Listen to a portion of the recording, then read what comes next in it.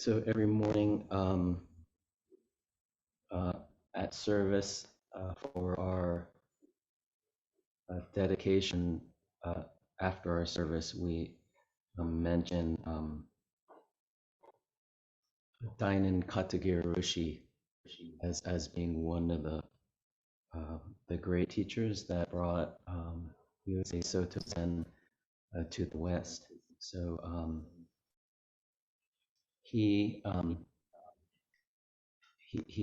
studied under the late Eko Hashimoto,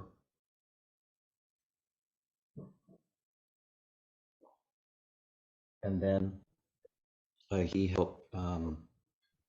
He went to the Zen Shuji Soto mission down in Los Angeles. Then he came up to Sokoji to help Shunryu Suzuki Roshi with the forms of Soto Zen at that time. And then he passed away in 1990. And at the time, he was very ill. I was in France. I was in Paris, studying in Paris, and then I wrote him and his family a letter, and then Tomoe Katagiri, who is of course Katagiri Roshi's wife, wrote me back. So this is a letter that it was on a card, and I found it. This meeting is being recorded. It has a moon on it with branches, and it has the title of Ichimi Ichiso, is one taste and one form. So this was in April 5th, 1990.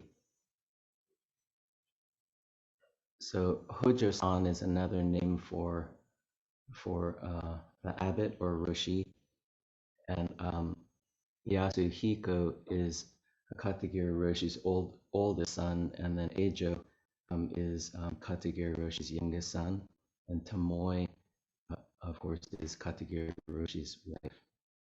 And at the time, my name is now Nyoze, but people know me as Damien too.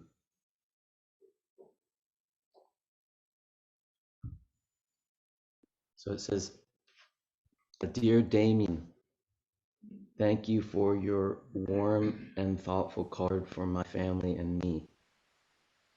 We watched as Hojo-san's heart quickly stopped. We expected it would be once more, but it never happened again. He really returned to silence. Later, Yasuhiko told me that he wondered if I should call him back at that time. I said, I think you were very thoughtful because you let him be free from suffering and the pain. Please don't cry because I won't cry." Hojo-san whispered with his breath to Eijo. That became the last sentence he could speak. That was the day before his final day. As you know, the Katagiris received a baby, then we lost our father. We have to accept equally both coming and going. It is too painful to say it is our practice, but we try to stand up in the pain. Please take care of yourself while your parents are away. So this is that's the card, and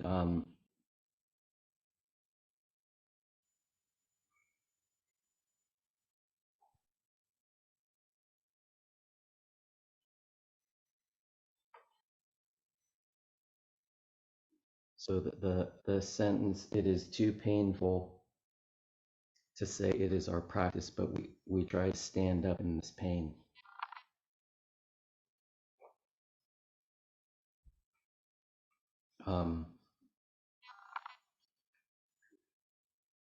So our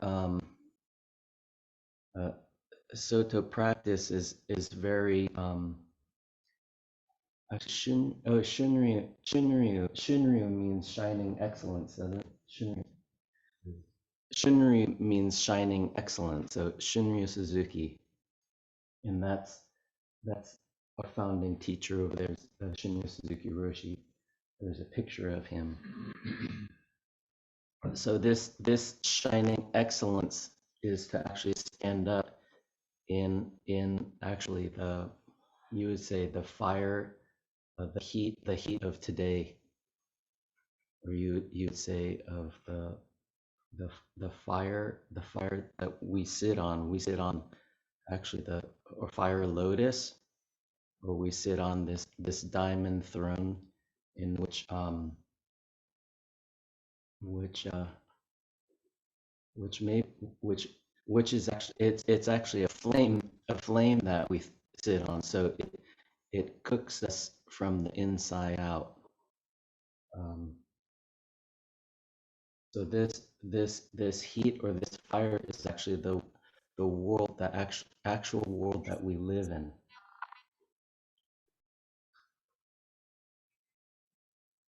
So to stand up, to stand up in stand up is like sitting in zazen, in this peaceful repose in which is very calm and very tranquil. But it's very difficult for us to do that because there's a lot that comes up when we sit or in our lives. So this is the dualistic way that how we live, and so this creates a suffering. But this suffering that we create through the conditioned mind, we cannot hold ourselves back from incessantly thinking or labeling the world outside of us, judging, criticizing, categorizing, labeling. And even though to stand up, it's extremely painful, but it's the right thing to do, because that's our true life. But this standing up is a way in which to work with the opposites of the dualities of long and short, birth and death, love and hate, on and on and on.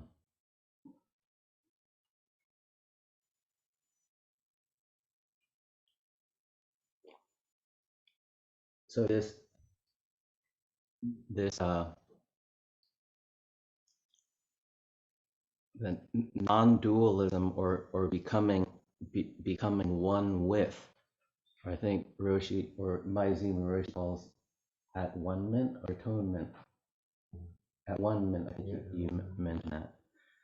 So it's becoming one with all things, and like the Buddha said, Shakyamuni Buddha said, I and all sentient beings attain enlightenment simultaneously. So there's no gap between a subject, object, you and anything else. So all things become one.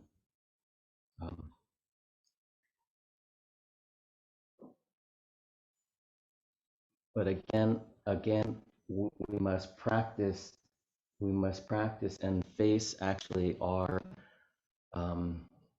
life in a very raw way, which is very uncomfortable. But it's the truth. And so in Soto Zen, when we sit a certain way, when we bow a certain way, it has to be done with a shining excellence that you're. It's a very precise way, and that's a quality of standing up. And when we stand up, then we actually sit down into this, or settle into this repose and bliss, which is this tranquility, which is the oneness or atonement with all things.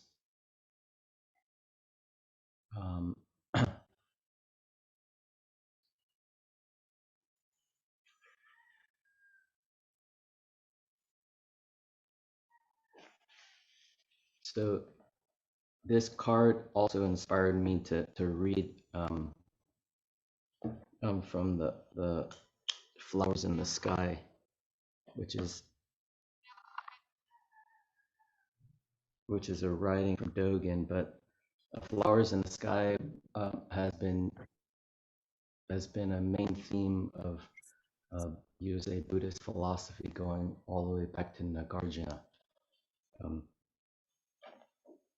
Dogen writes of Flowers in the Sky.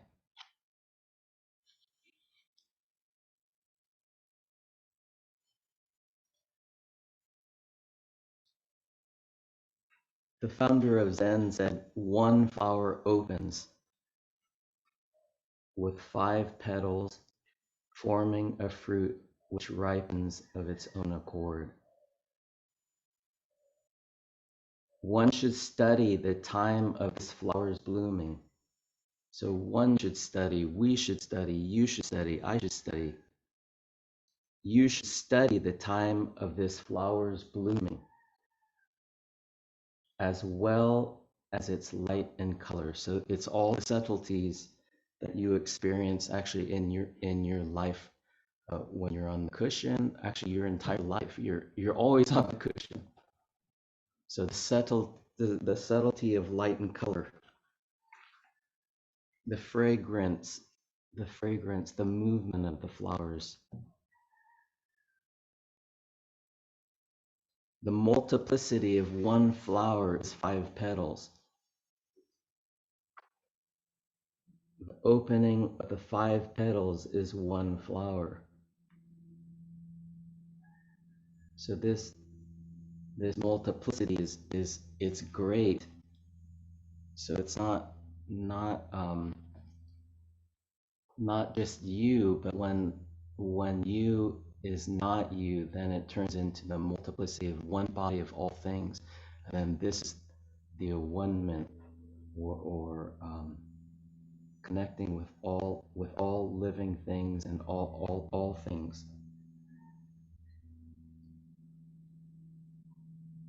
The multiplicity of one flower. So it's your practice is the 5 petals opening.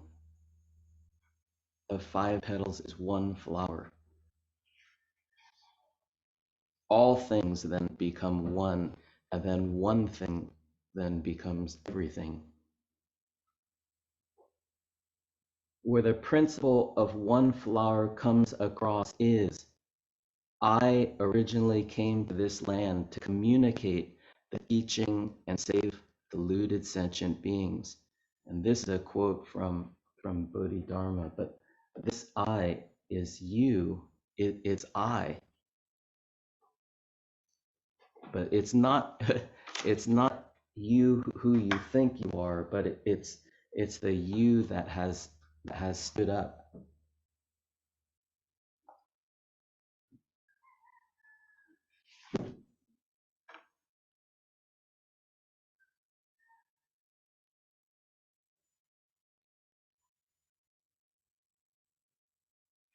I originally came to this land to communicate the teaching and save deluded sentient beings. So this I could be the Shakyamuni, the Buddha I of this great I.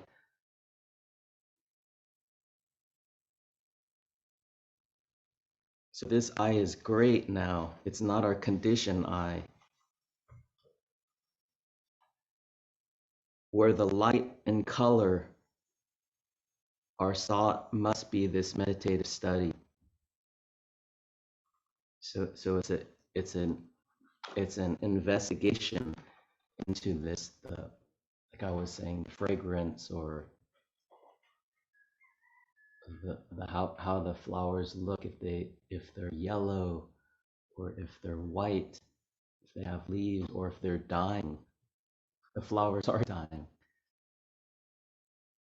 Their fragrance, what this fragrance smells like, but not to your nose.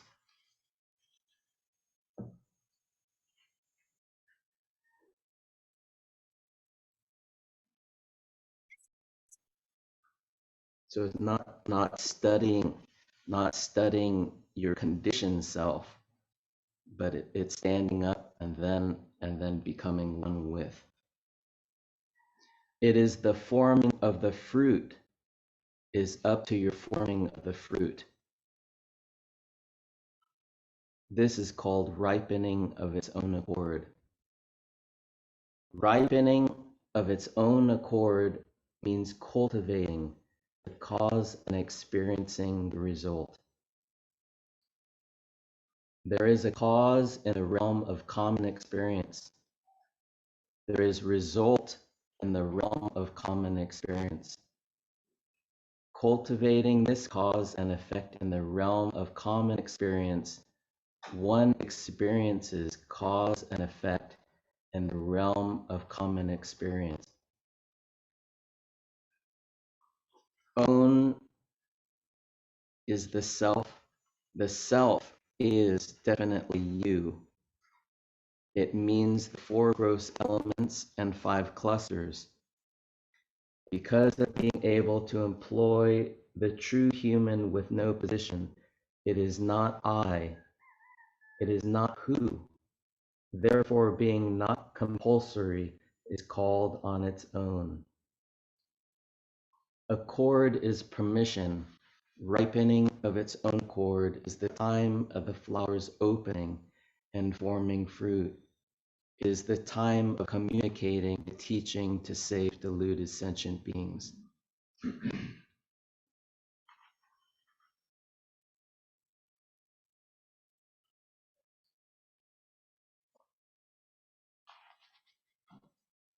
So the writing goes into,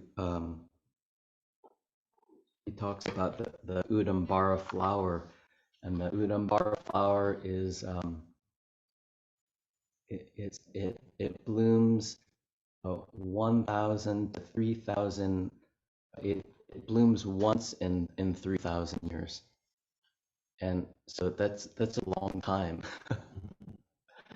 um, so in a Buddhist text, they use it uh, because it's extremely rare to come across a Buddha or practice, and it's extremely rare to actually come across this practice of the Buddha Dharma in this lifetime. So the Udambara flower.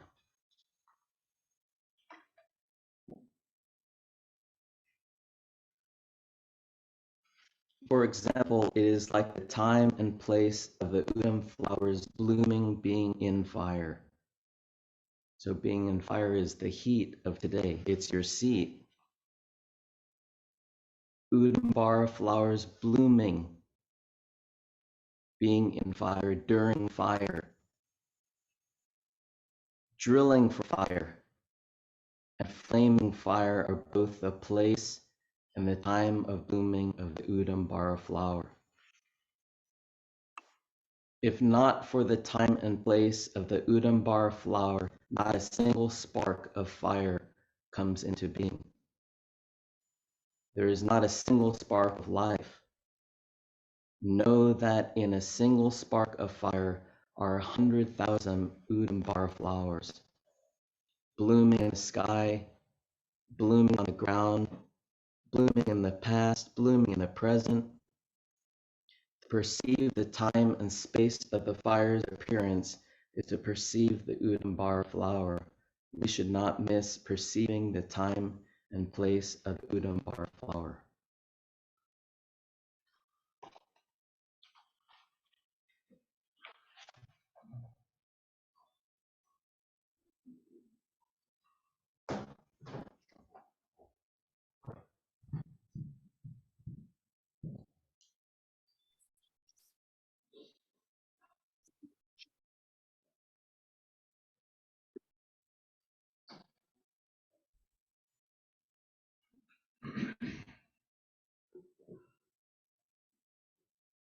So like I wrote down like it's like looking at the flowers on the altar, and usually we see everything in a dualistic sense.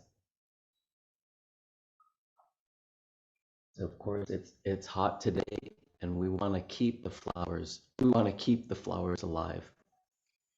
And when the flowers die, or when there's weeds, then we want to get rid of them. We want to get rid of the flowers, and then put new flowers up there, so we keep this beauty. So we say to the flowers, please live longer.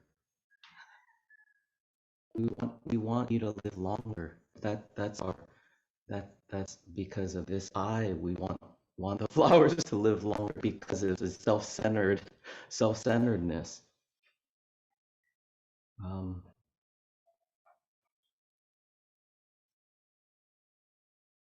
So again, that's this judging and criticizing, and it's just the thinking mind goes on and on and on about discriminating. So the more we discriminate, the more also we attach, then we create this barrier of subject and object, and that is unalignment. And we love to do that. With everything, we love to do that. And it's very so subtle that to sit zazen and actually face all that comes up, then you begin to process all of that in a different way.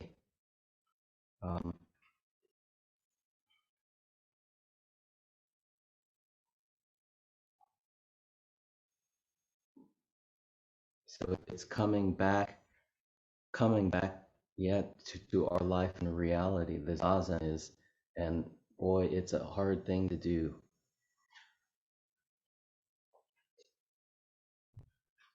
So it's processing. I've said this, but it's not that refined, but it's basically eating your own garbage and processing it in a way then it comes out as this one taste or one form. So whether anger, hate, bitter, sweet, watermelon, onions, then all comes together and you sit with it, and then it becomes something that's greater. So this is through form. This is going, this is it's based on liberation, but then this is a form to freedom, this actualization of actually this body is actualization then to this freedom. So it's a passage that we're taking.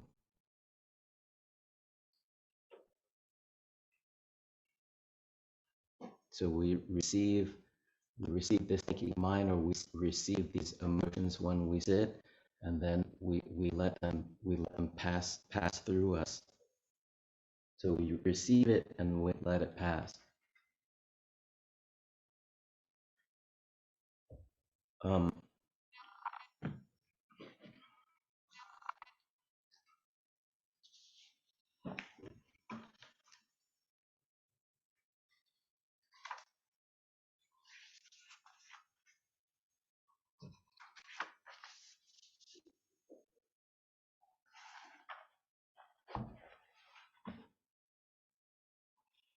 So this comes from Chao Chu's newborn baby. A monk asked Chao Chu, "Does a newborn baby also have the sixth consciousness?" And Chao Chu said, "Like tossing a ball on a swift flowing water." So this is the emotions that when they come up, we also let them go and then they pass, moment to moment, nonstop flow.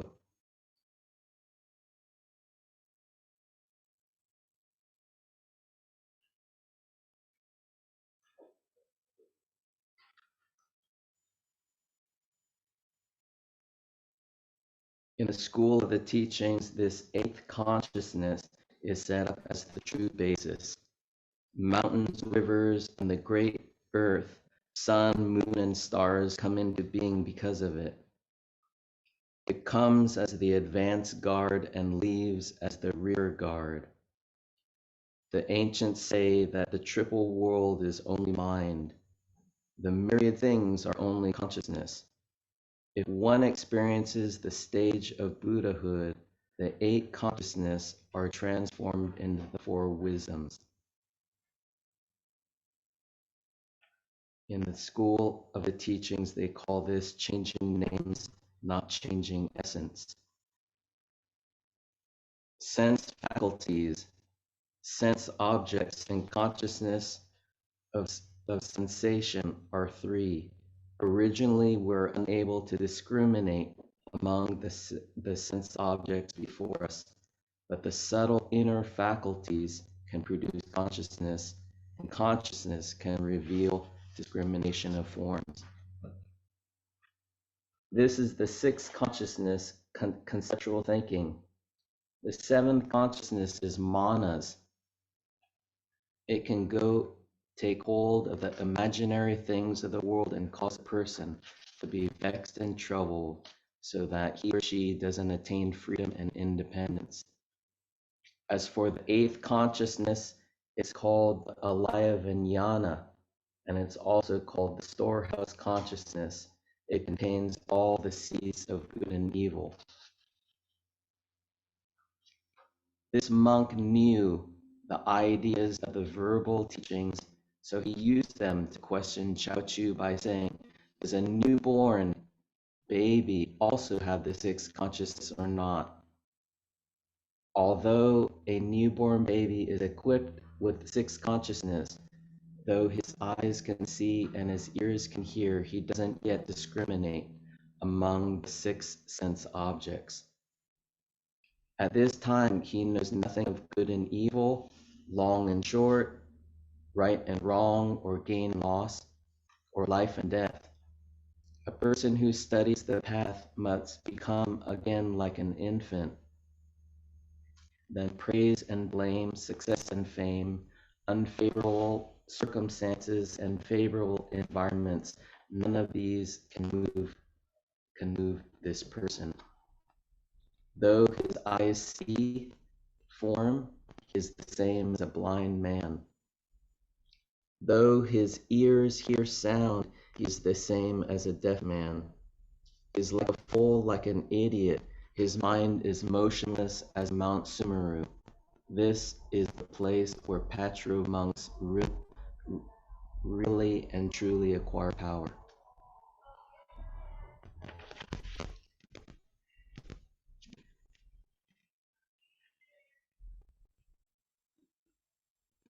So this, going back to the forms that we do,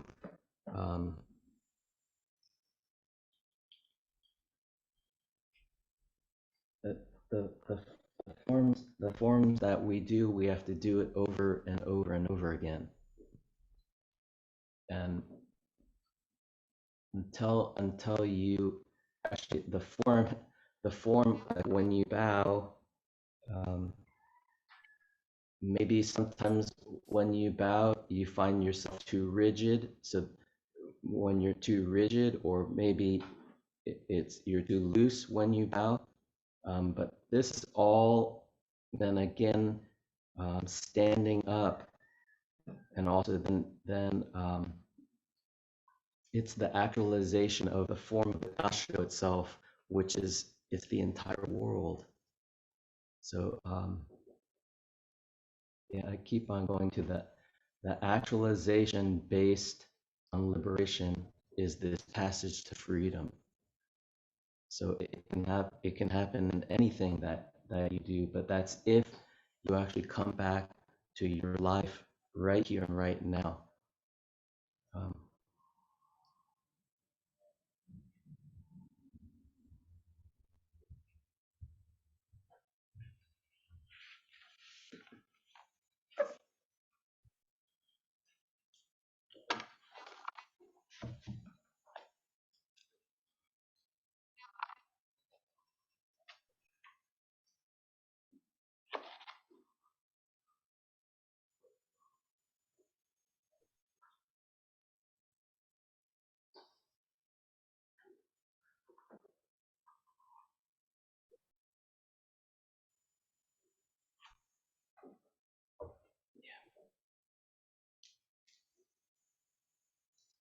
I thought the bowing, the form, you can, or standing, just standing, right? In Sashu, it's like non-doing. So you say you bow, or when you bow wholeheartedly, that's non-doing. So it made quite an impression when you said in the beginning that standing up. But that standing up is also includes falling down, and then you stand up, and then you go down, and you stand up. Yeah, So that is actually non-doing that motion. Yeah, the form when we bow includes the duality of subject, object, all the dualities in this coming together. And when we take this passage, or when we stand up, this non-doing, what Passion is saying, or this at one mint,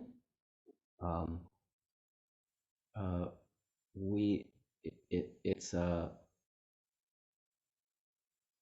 yeah, it's shedding or falling off of the skin, like a snake, like a snake shedding the skin, and it's newborn.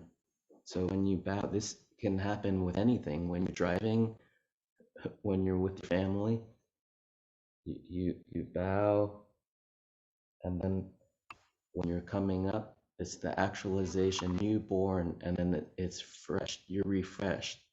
So this is a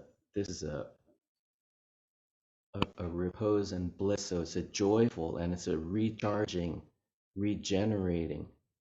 So it's that's this passage through uh oh, what was that woman who gave the element? What was her name? Betty Warren. She said the cat, she wore a t-shirt and the cat jumps over the moon or something like that. But it's jumping over duality. It goes beyond duality. This shedding of the skin is jumping over the duality, and then this is that passage to freedom, which is death. She wore that t-shirt, right, in her coffin. Is the cat's jumping over the moon. Yeah. But it's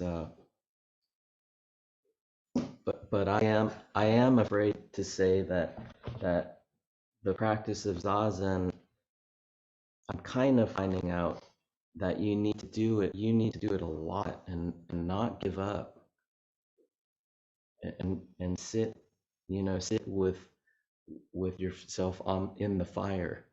Sit with yourself or stand up in your everyday life. So it's this awareness that you bring to your work, with your family, and anything that you do. But actually sitting down, the zazen really speeds it up if you want that. But you have to say, please condition mind, I want it. And you need to try hard. So that's why it's good to sit together, because it's it's a workout. Yeah. But anyways, I think that's all I have to say for today.